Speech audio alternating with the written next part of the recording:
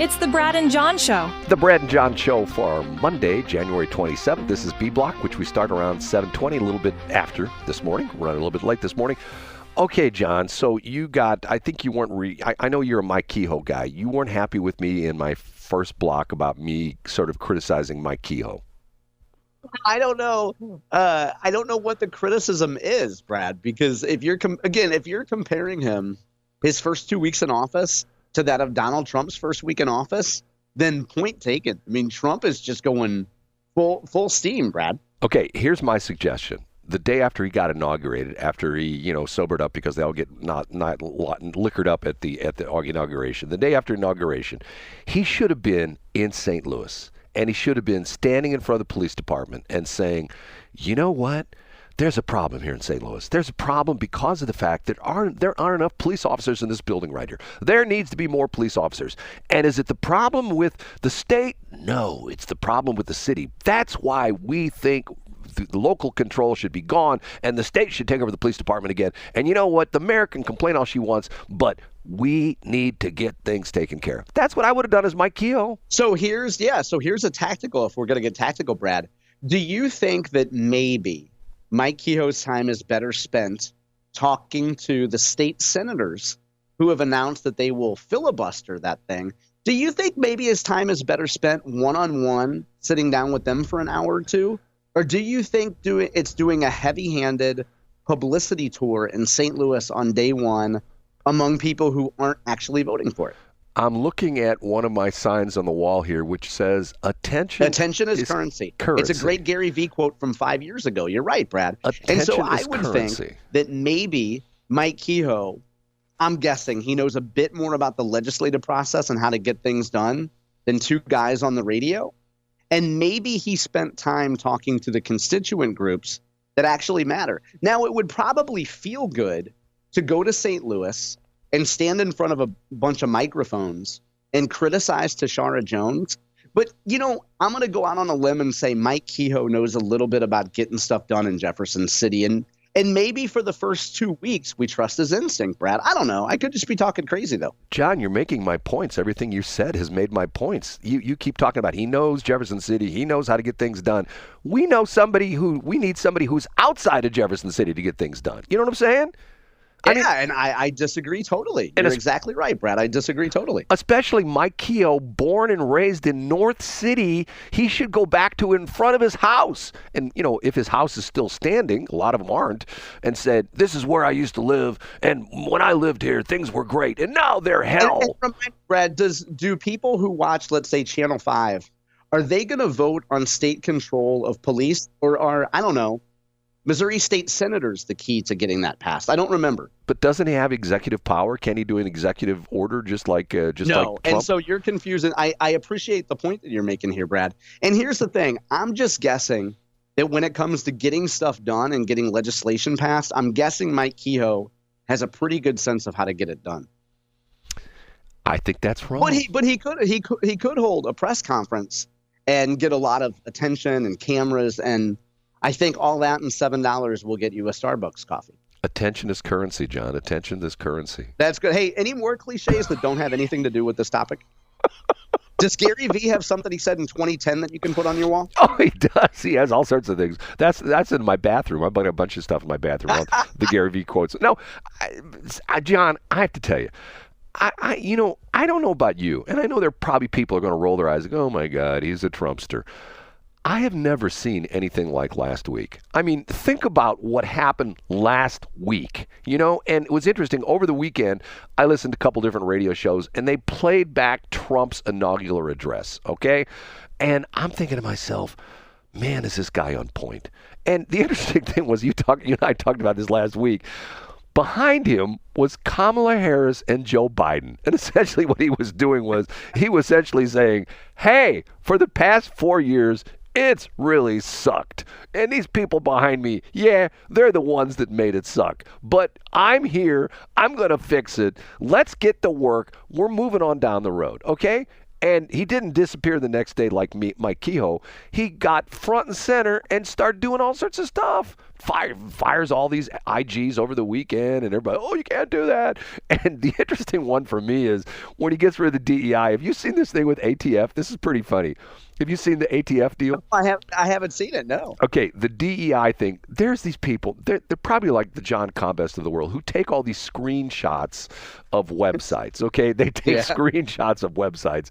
Remember, he said, we're going to get rid of all the DEI program, and we're going to take all the DEI people, and we're going to put them on furlough, and they're going to be laid off. Isn't that what he said? He did, yeah. Okay, the DEI website, it has a collage, I don't know what you call it. It's got all the headshots of all the head people. And that doofy guy who's the head of the ATF, who I don't think is going to last very long. But you know what I'm talking about, the guy who's just like do. He just looks dumb, you know? Anytime they have him in front, if you get him in front of what's his face, Mr. Pirate Shoes and Mr. Tight Pants. Oh, Hawley. Right. Hawley, yeah. And you get him in front of John Kennedy, they slice and dice this guy, you know. But anyway, the point being is they had a woman who was the DEI head in ATF, okay? And interestingly enough, last week after Trump said we're going to get rid of DEI and all those people are going to be laid off, the before picture of all the headshots and their jobs, they have this lady's headshot. She's like second row down, and it says DEI or DEI head or something like that. And now the same headshot, same lady, it now says she's a senior executive. So they just rebranded her job title, right? They just changed her job title. So she's still got a job. I'm thinking to myself, God, you know, that's the swamp. You know what I'm saying? I agree. Now, the question is, I guess the other thing about reality is that's going to happen.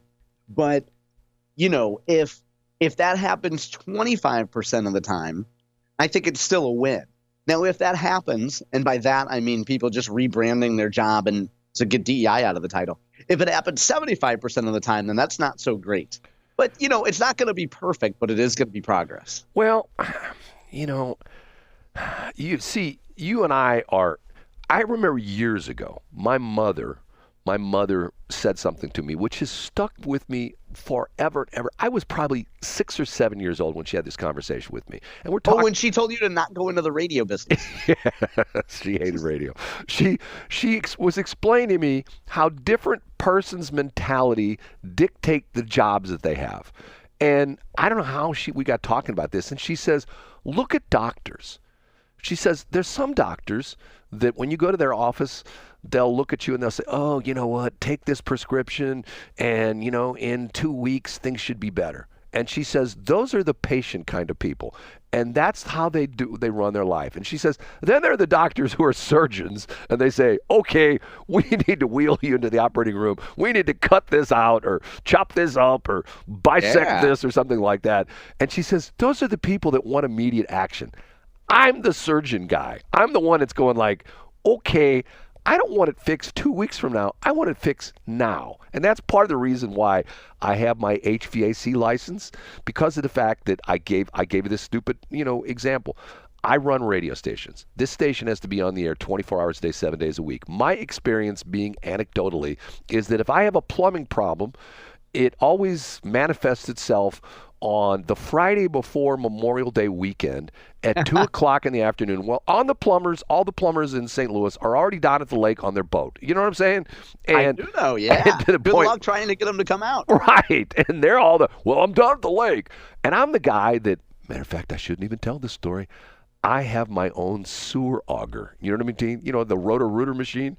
Are you serious, Brad? I've got one of them. Did you get that on Facebook Marketplace? No, I bought it years ago. It's not the big heavy-duty one, but once again, it has paid for itself probably about 10 times over because just to get a guy out, there used to be a company I used from time to time, and it was called $100 sewer cleaning or something like that, and the guy would come out for $100. No matter what, he'd do it for $100. Well, he's gone now.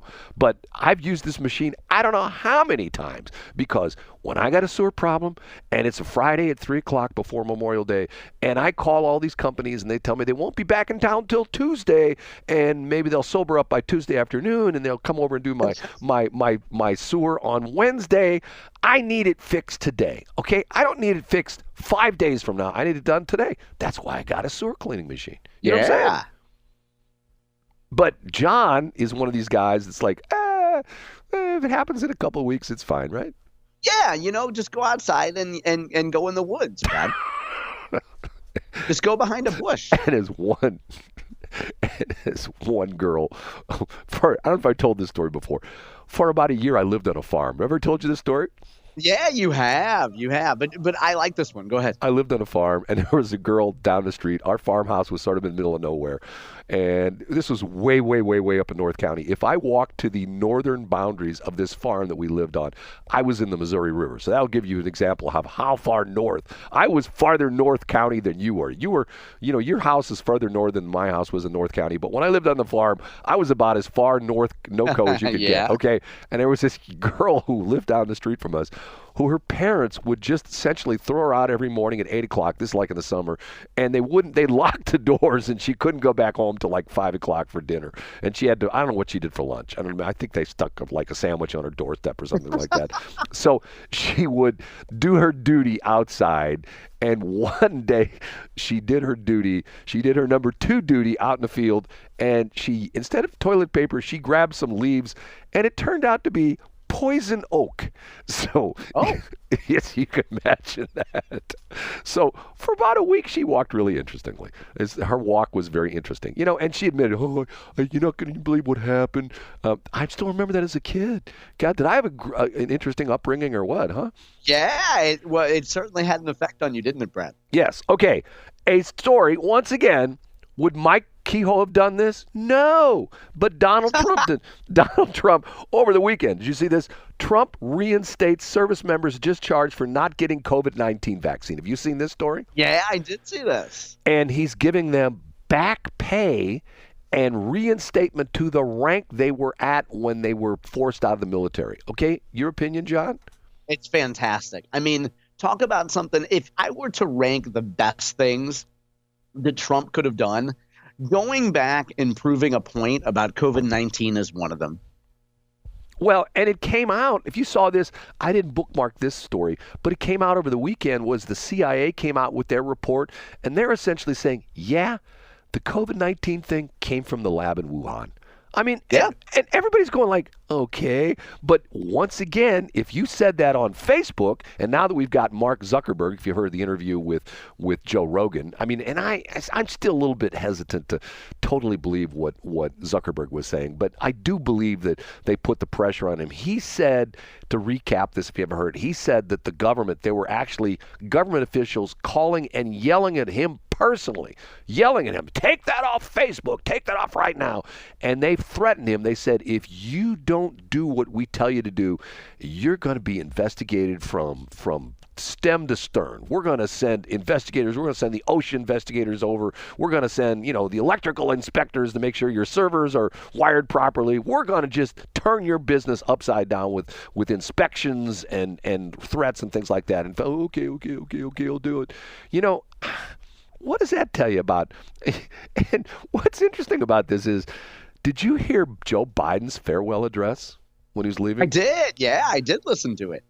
Okay. Was the guy, first off, he was sort of on drugs. We had to be on drugs. But that would be like me saying, me, the mayor of Kinloch, okay?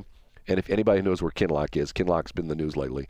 Kinloch, I feel, is a very sad story of a town because of the fact they've been discriminated against for years, mainly occupied by black people. Most of their ground was taken by the airport expansion, et cetera, et cetera, et cetera. But that would be like the mayor of Kinloch standing up and saying, as the mayor of Kinloch, I've made Kinloch the place to live. Those people in Ladue, they all want to move here. Those people live in Town and Country and Chesterfield and Wildwood. They're lining up to move into Kinloch. And people are going like, what's he talking about? Nobody wants to live in Kinloch.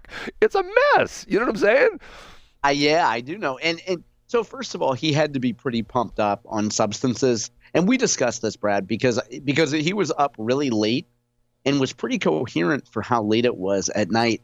And just the idea of him trying to put a bow on his administration and trying to tell us that things were pretty good was, I mean, it was pretty sad.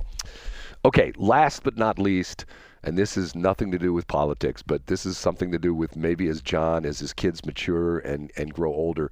I saw this story about this woman who's complaining that her daughter was invited by her friend's parents to go on a trip. So in other words, her friend's parents are going to take her on a trip, and they're taking her somewhere and stuff like that. But then when they get back, the friend's parents send her a bill for airfare, for You're kidding. part of the lodging, for part of the Uber. They itemized all the different things they spent when they're on vacation with this this girl, their daughter's friend, and they're sending this bill to the parent saying, your daughter, you owe us this because this is a fraction of what we paid to have your daughter come along with us. Okay, John, your opinion on this?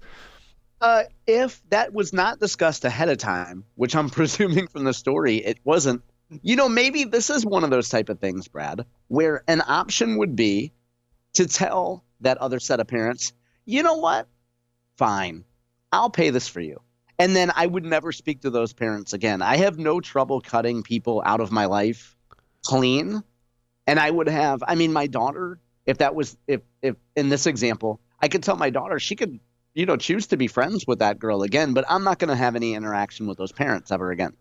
You and I are sort of on the same page in that one. To the point where you're exactly right. If it was discussed ahead of time, hey, look, we're not, we're not as deep pocket as you think you are.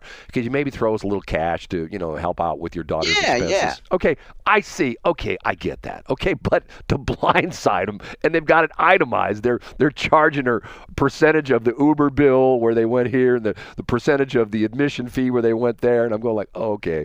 But to me, that would almost suggest that there's something. Is there some sort of dispute between the parents but like nobody?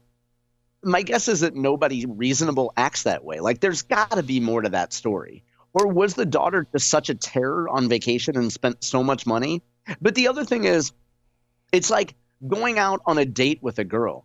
Don't take her to an expensive place if you can't afford it. You know what I'm saying? Like, don't take somebody else's kid on vacation unless you're going to foot the whole bill for it. Like, what is wrong with you? That would be like I don't have young kids anymore, but that would be like my son saying to me, because I got 3 sons, hey, can I have Billy over for dinner tonight? Sure, yeah, well, that'd be more than happy. And then it would be like the next day me sending a bill, hey, Billy ate 2 hamburgers at $3.50 and then you send him a apiece. Venmo that says, we bought a Dogtown pizza. Have you seen they're $7.99? Right. We expect you to reimburse us for the fact that your son ate 2 hamburgers. And by the way, he drank 3 Mountain Dews, and those Mountain Dews are $1.50 a piece. We buy them at Costco. We know what they cost. So here's a bill for $15. Send us the money. No, it's a courtesy. You know what I mean? If you invite someone, and once again, if you invite someone to lunch, doesn't that normally mean they're paying for it? You know what I mean? If you say, hey, so and so, I'd like to, take you to lunch. It's the point where I pick up the tab. It's my invite. If I invite somebody to go to a movie with me or something like that, which I never do, but if I do go to movies, it's always by myself. But that's a whole other story. But I don't know. To me, it's just like I'm with you 100%. Right now, the corollary to that, which I believe in, I don't know if everybody subscribes to this, but is if someone is visiting your city, if a friend of yours is in your city, you pay for their meal. Like, so if a buddy of mine, even somebody who grew up here, when I see buddies of mine that come back to St. Louis, I get their meal. If I go visit them in their city and we're eating a dinner, I expect them to pick up the tab. Because it's the guest thing. The guest essentially. Yeah, exactly, Brad. You're treated as a guest. You roll out the red carpet. You do whatever you can for that guest. Now, some guests can become obnoxious and overbearing, and it's the point where like, hey, let me take you back to the airport early. You can sleep on the cots there or sleep on the floor until your flight 2 days from now. No, you know what I'm saying. It's to the point where. And I know. Well, let me interrupt, Brad. I know because I know we're up against time. I had a text conversation about this around the holidays, and maybe this is for tomorrow. To me, if you're eating at a friend's house and they got 20 people over, the rule in my family growing up was you never start eating until the person that prepared the food sits down and starts eating. Well, that's sort of common courtesy anyway, isn't it? I have been to friends' house, Brad, that have had a ton of people over where one man or one woman is cooking and then everybody just starts eating. I don't mean hors d'oeuvres. I mean like main course. And to me, I was like, whoa, whoa, whoa, so-and-so over here hasn't even sat down and started eating his food yet. You get what I'm saying? I hear exactly what you're saying. John, I would love to talk more, but I have to go see Mr. Doctor. I know you do, Brad. Good luck today. Okay, I will talk to you later.